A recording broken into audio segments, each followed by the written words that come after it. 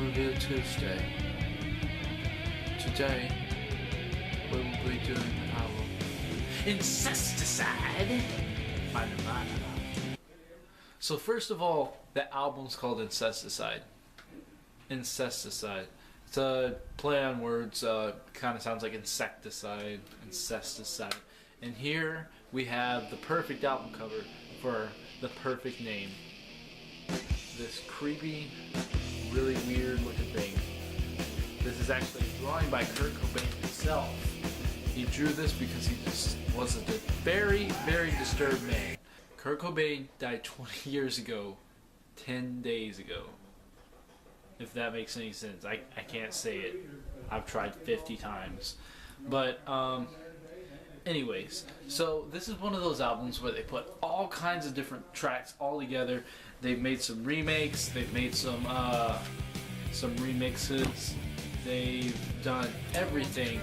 They've got stuff from all kinds. They've got some from albums, they've got some from EPs, they've got some from singles. Okay, so first of all, there's some remixes like the song Polly and Been a Sun. Well, not really remixes, but remakes of their own songs.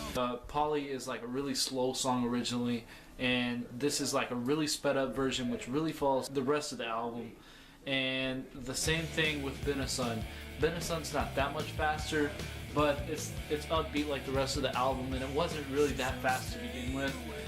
Most of Nirvana's songs, because they're grunge, they're kind of slow, and that's why this album is so crazy, because this album is ridiculously upbeat, and besides the very, very disturbing minor chords, I would have to say it is bright in some sort of way. It's like really scary bright though. Like, I don't know how to explain it. It's really good. You gotta listen to it. It's really very, very grungy. This album is grunge, and so the lyrics are not for the faint of heart. If you know Nirvana at all, you know that they've got some very, very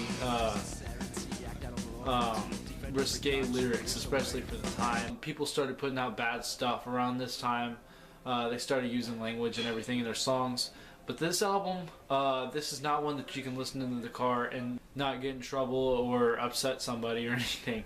This has got some pretty nasty lyrics. It's mainly subject matter, but there is language, especially for Nirvana. Usually you don't hear a bunch of language like the F word and stuff, but you'll hear it more often in this album. Most critically acclaimed song has to be Sliver. Sliver came out on a single with Dive. Dive is pretty big too, but Sliver is big. Everybody knows it. That's one of that's actually on Nirvana's greatest hits albums. So lots of people know Sliver, and that one's probably the most critically acclaimed on this whole album. And I would have to say my favorite song on the whole thing is Hairspray Queen. I was your mind, you were mine, my enemy, you were mine.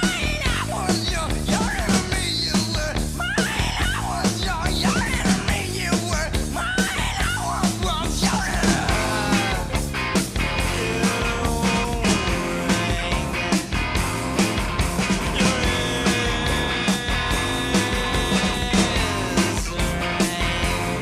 Sounds pretty weird? It is pretty weird. So in this album, we make 3 covers from different bands.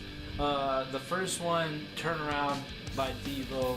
I've never heard the one by Devo, but this is a good song. You can tell it's from a different time. They've definitely put their own grungy taste to it, but you can definitely tell that it's not from them originally. It's too bright. And some other ones, which were actually by the same 2 artists, Son of a Gun and Molly's Lips, both by Vaseline. And all 3 of these covers were originally put on an EP that was only sold in Japan and Australia. If you like Nirvana, you're going to want to listen to, or you probably already do listen to, Soundgarden, Alice in Chains, the Foo Fighters. The Foo Fighters, they actually have David Grohl, the lead singer of Foo Fighters, was actually in the band with Kurt Cobain for most of Nirvana's career, and he was actually in this album also. I'm just not as hyper as I was before. So sorry I'm a little bit slow today, and I'll try to fix that. But I hope you enjoyed this review.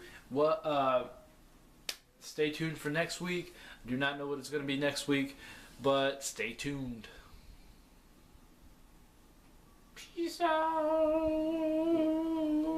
Spin Yoda vs. Link. Tuesday album review. Nirvana, Incesticide. Peace.